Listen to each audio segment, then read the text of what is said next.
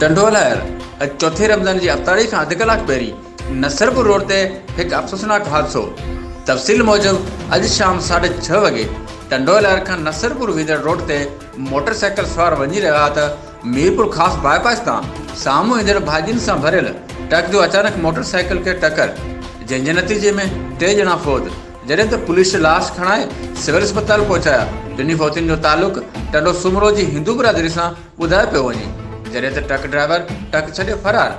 वाक़े जो अञा ताईं को केस दाख़िल न थी सघियो।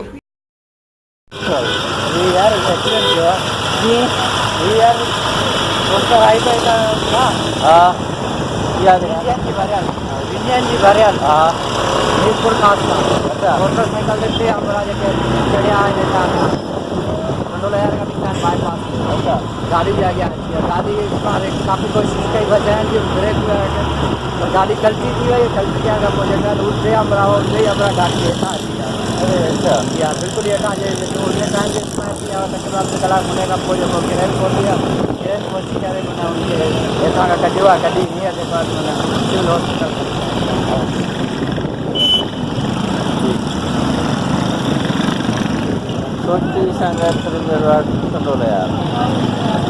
कैमरामैन शौकत जरवार सां गॾु सलीम जरवार, सोच टीवी, टंडोलहर।